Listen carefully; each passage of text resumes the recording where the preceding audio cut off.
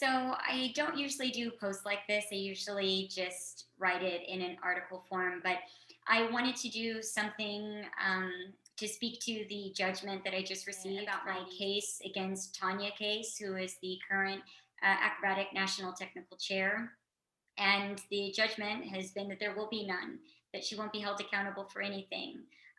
This is an investigation that started about 6 months ago with SafeSport, but actually started a couple of years ago. USA Gymnastics assigned a private investigator to me via their head lawyer at the time, Mark Busby, who just recently stepped down. And there's questions in and around how he's handled cases and how he handled cases as their head lawyer. And so Mark Busby appointed me a private investigator, and I did my due diligence with him for quite some time because at that time, when we were looking into Tonya Case. And so the crux of the case at that time was a present concern. We went into the history of Tonya Case's enabling of my former abuser and acrobatic gymnastics coach, David Reiakvam, who was convicted in 2012 for raping and molesting myself and my former teammate, Aimee Agnone, formerly as Aimee Broncatello. So the present danger was that Tonya Case was getting her USA Gymnastics membership out of the same gym that Holli Morris, which was David Reiakvam's first public victim at that time, pre-2004, actually. And he married her on the day of his sentencing. And the day that we gave our victim impact statements, and they continued to stay together, and Holli Morris continued to stay in the sport. She continued to coach children, even though she was married to someone on the ban list, and Tonya Case continued to enable both of them and grant them access to acrobatic gymnastics competitive environments, USA Gymnastics sanctioned environments. And I was able to prove that through documents and witnesses and statements. And so I was also able to provide proof of the fact that Tonya Case was responsible for accrediting David Reiakvam to be able to make it onto the World Championship floor in 2002. So during that situation, USA Gymnastics had been notified in person. The president of USA Gymnastics at the time, Bob Colarossi, had a meeting and received the complaints against David Reiakvam, stating that he was obviously raping and abusing Holli Morris at that time, and that he was abusing and stalking athletes such as myself. And so Bob Colarossi, USA Gymnastics at that time, did not report David to the police as a known pedophile. They failed to do so. That's why I'm in bankruptcy court to this day, trying to hold them responsible along with the other survivors of USA Gymnastics. But they did strip David Reiakvam of his national team coach title.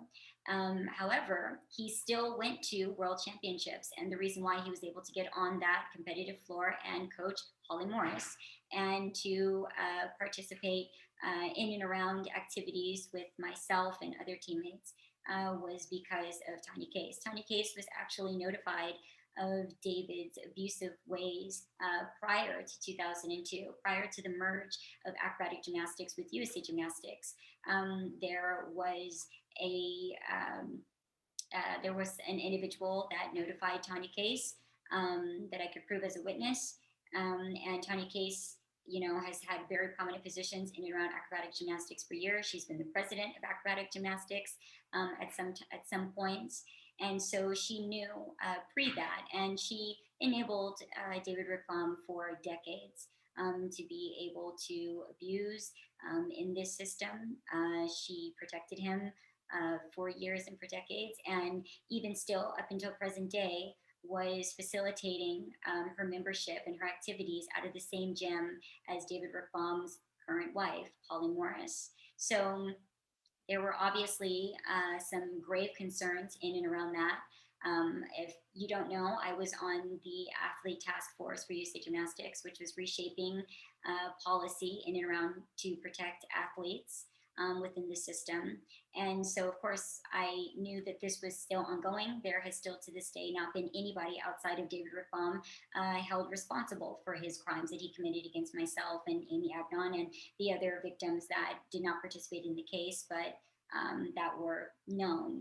And so this has been my fight to try and have these people that enabled David Reiakvam held accountable, these criminals, as I call them.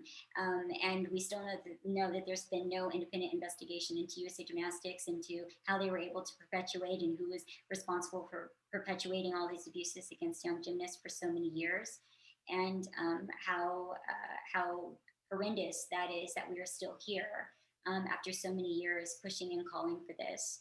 And so the fact that SafeSport has now released a judgment where there's nothing that will be done against her, that they found that there was no policy breaching, that there were no laws that she breached. After putting me through quite a lengthy investigation, I felt that the investigator that was assigned to me, Melissa Vigil, was very incompetent from the very beginning. She didn't understand the size and the scope of the case, and she could not relate those facts and events together cohesively. Apparently, USA Gymnastics was quite soft on the information that they were sussing over to the Center for SafeSport about my case that the private investigator had handled.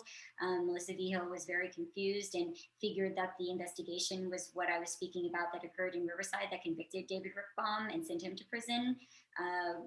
For quite some time, I had to communicate that that was not what I was speaking about, but that there was in fact just a couple of years prior the investigation done into Tonya Case about present day concerns, and that those concerns were not just limited to 2002 and before that. So I think that there is some questionable behavior here on the path of SafeSport and what they're able to do and what they're looking into. Because if we have these outside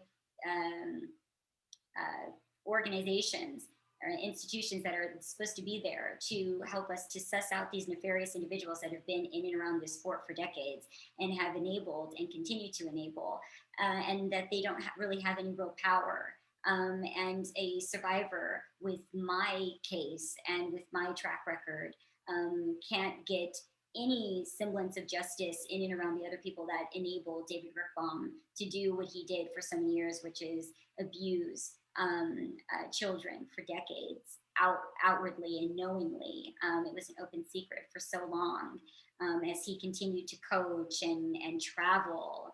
And like I said, also to have access to the gymnastics community by way of his wife, who was an active coach up until not that long ago, and why that was allowed with Tonya Case's support.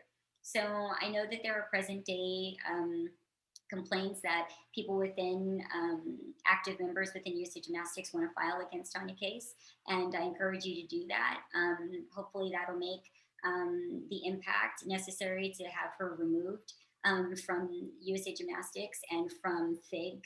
I don't think that she has any place in youth sports or any place in and around children, and there's so many people that will speak to that, and so many people that have spoke to that within the investigations that I've been a part of. So this is Sexual Violence Awareness and Prevention Month.